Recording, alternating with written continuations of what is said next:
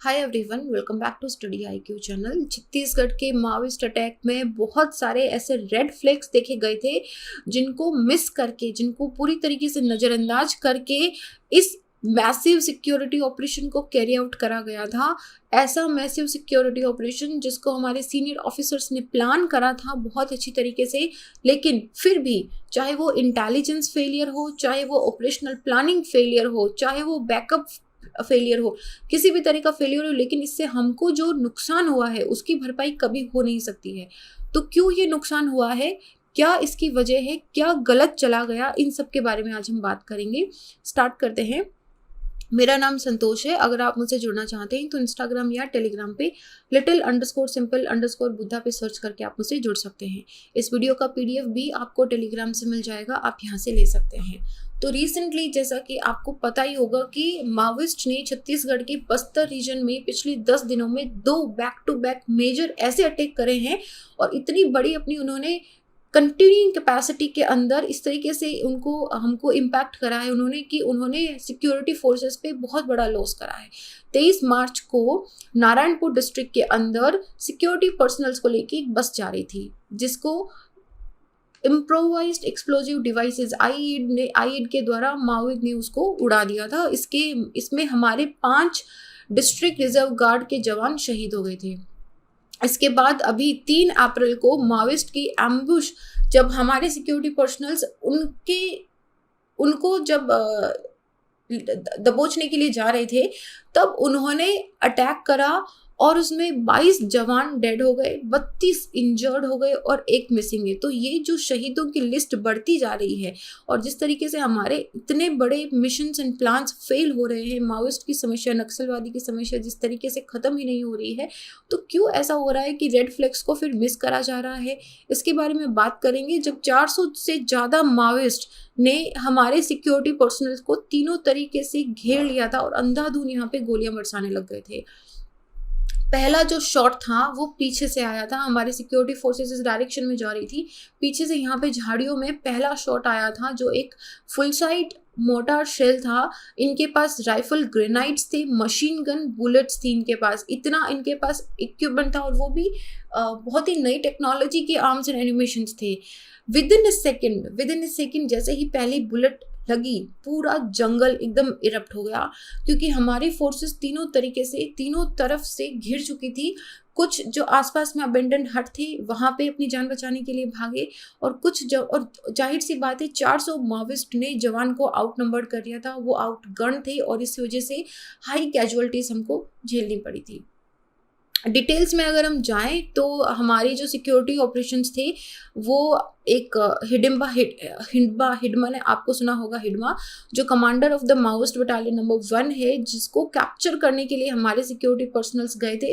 तो वहाँ पे इनको ना तो हिडमा मिला और आसपास के गांव भी खाली मिले थे। ऐसा लग रहा था जैसे इंटेलिजेंस न्यूज़ जो हमको मिली है वो पूरी तरीके से गलत थी, एज ए ट्रैप था, कि ना तो वहाँ पे कोई मीटिंग हो रही थी, ना हिडमा का कोई साइन मिला था वहाँ पे। जब सिक्योरिटी फोर्सेस वहाँ से वापस आ रही थी तो ये मेजर अटैक उन पे करा गया था।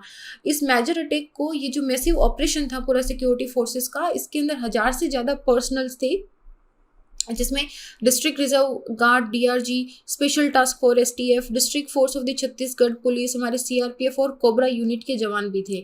नाउ इसमें काफ़ी सारी बातें ये भी बताई जा रही है कि ये हमारे पास जितनी भी अलग अलग डिफरेंट टास्क फोर्स गार्ड्स को हमने एक साथ कलेक्ट करके इतने बड़े मैसिव ऑपरेशन पे भेजा था, तो इनका जो वर्किंग प्रोसेस होता है वो बहुत अलग होता है। जैसे डिस्ट्रिक्ट रिजर्व गार्ड है, इसके अंदर गाँव के आसपास के जवानों को लिया जाता है ताकि उनको नौकरी भी मिले, और वो उसमें सरकार का, हमारा इंक्लूसिव डेवलपमेंट का भी रोल है।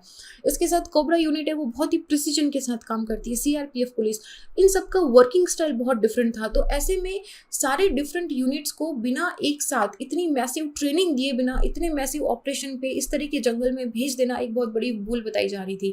इसके साथ ही सिक्योरिटी पर्सनल्स, इसके साथ ऑक्सिलरी फोर्सेज, इन सबको डाल दिया गया, और जो फोर्सेज हैं, जिस तरीके से इंटेलिजेंस फेलियर हुआ है, बिल्कुल ऐसा प्रतीत होता है कि ये माओइस्ट का खुद का एक ऐसा ट्रैप था जिसके अंदर हम जानबूझ के उसमें चले गए।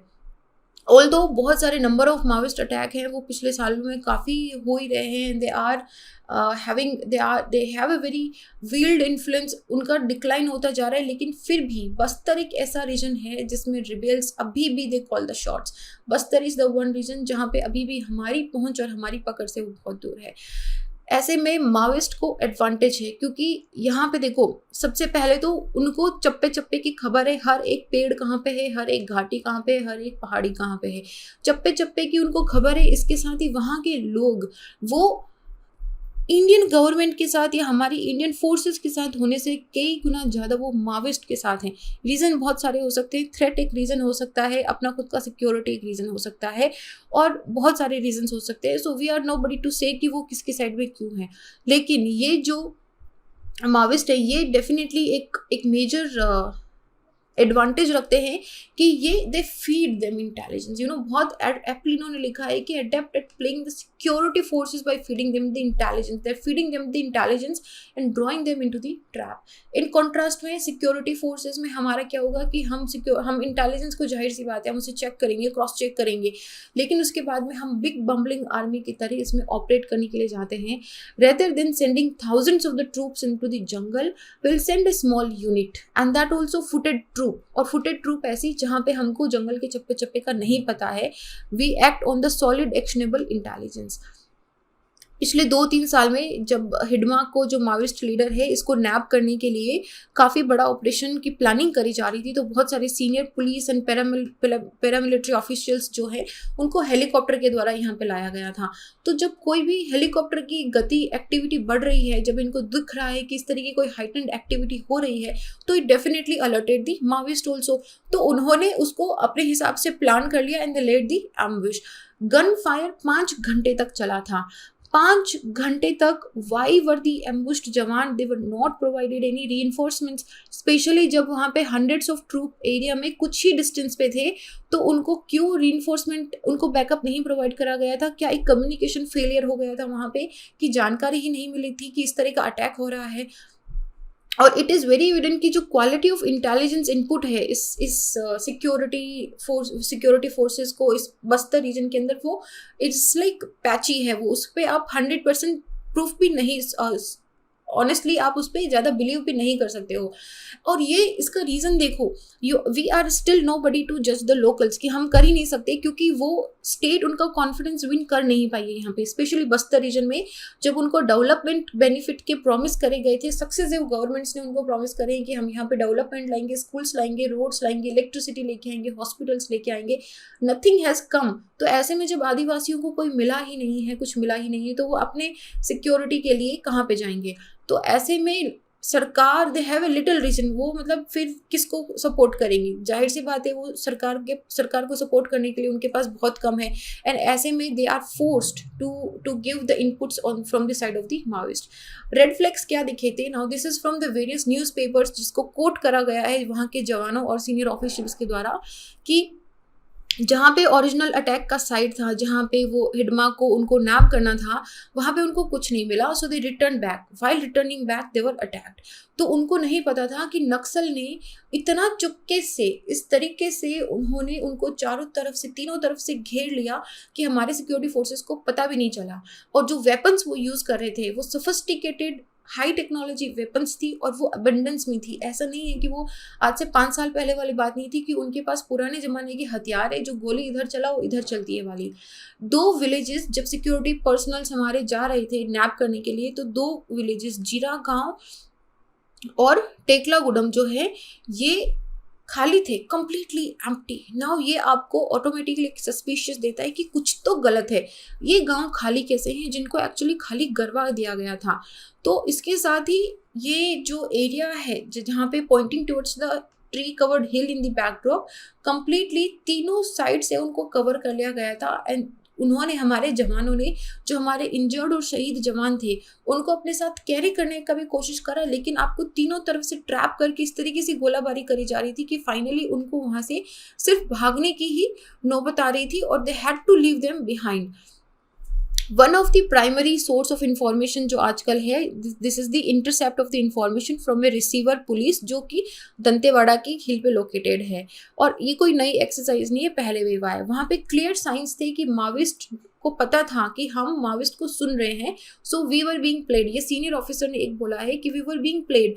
जिस तरीके से हम फायर के अंडर आ गए, जो पोजीशन उन्होंने ली, वो सब कुछ बहुत वेल प्लान लग रहा था। एंड दे न्यू कि we would find nothing at the spot and we would return. मतलब वो जिस जगह पे हिडमा को नैप करना था, वहाँ कुछ नहीं मिला। उनको पता था कि वो खाली हाथ आएंगे, और जब उनकी टीम खाली हाथ आई, वो ऑलरेडी अपनी पोजीशंस पे थे और हमारे जवानों के लिए निकलने का कोई रास्ता नहीं था।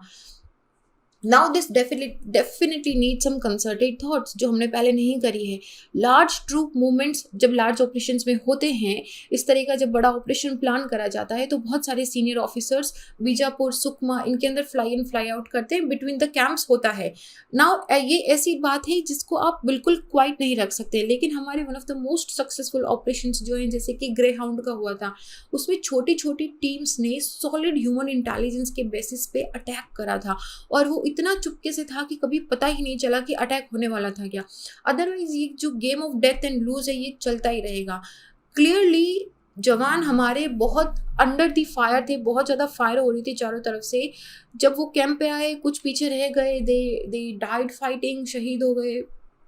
माविस्ट के पास इतना टाइम था तब तक कि उन्होंने हमारे जवानों से जितने भी उनके हथियार, इक्विपमेंट्स थे, वो सब उनकी बॉडीज़ पर से लेके चले गए थे, और बॉडीज़ वहाँ पे बहुत घंटों तक रही थी। और ऐसे में फिर क्वेश्चन ये उठता है कि ऐसा नहीं है कि ये सब बहुत डीप इन द जंगल था, क्योंकि अगले दिन सुबह जर्नलिस्ट वहाँ पे पहुँच चुके थे।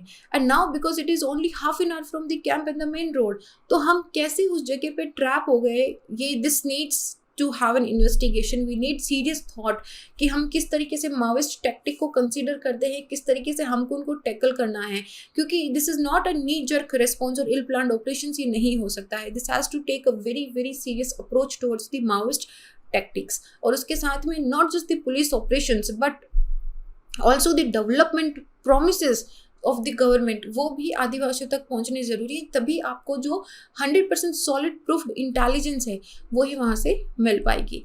नाउ लेट्स जस्ट सी कि इन रेड फ्लैग्स पे पोस्ट एनालिसिस पे गवर्नमेंट किस तरीके से स्टेप्स लेती है, and in further we just hope कि माविस्ट अटैक की हमारी जो टैक्टिक्स है, उसको हम किस तरीके से टैकल कर सके। और बाकी एरिया से जिस तरीके से हमने नक्सल को कंट्रोल करा है, we just like really hope कि we take some very serious step कि इस एरिया से भी नक्सलिज्म को पूरी तरीके से हटा दिया जाए।